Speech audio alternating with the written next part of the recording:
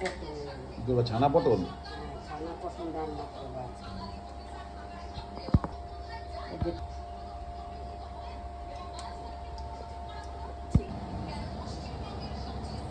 দুটো শুকনো লঙ্কা, দুটো তেজপাতা, এটাকে কি যেন বলে, দারচিনি না?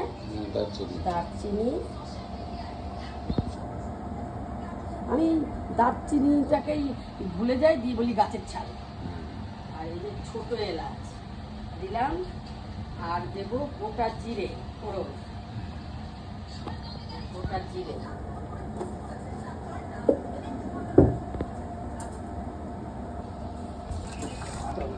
এই যে পটলগুলো গোটা গোটা করে এদিকে একটু কেটেছি, এদিকে একটু কেটেছি।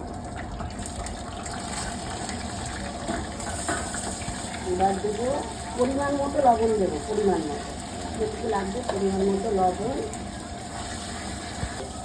সামান্য হলুদ।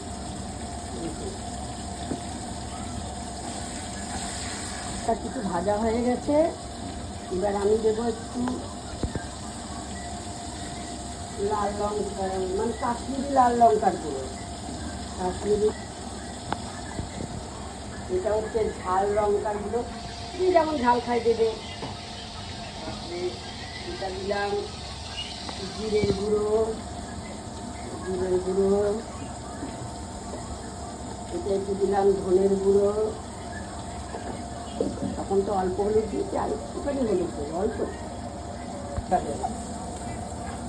দিদি আমার কতটা ছানা অনেকটা, হ্যাঁ এটা লাগবে, ছানাটা দিয়ে দেবো।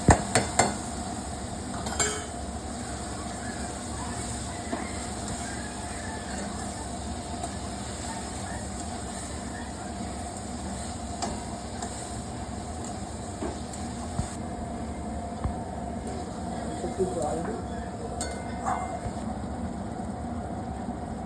একটু চিনি।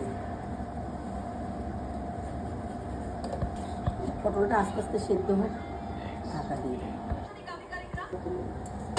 বেশ তেল ছেড়ে দিয়েছে, পটলটা একটু সেদ্ধ হবে, পটল আর একটু সেদ্ধ হবে, একটুখানি কষাটা তো হয়ে গেল, একটু জল দিয়ে আবার একটু ঢাকা দেবো। এই জলেও পটলটা প্রায় সেদ্ধ হয়ে গেছে, টক লাগবে, হয়ে গেছে। একটু গরম মশলা দেবো, গন্ধটা উড়ে যায়। গ্যাস অফ করে দিচ্ছে, গ্যাস অফ করে গরম মশলার একটু দিয়ে দেবো,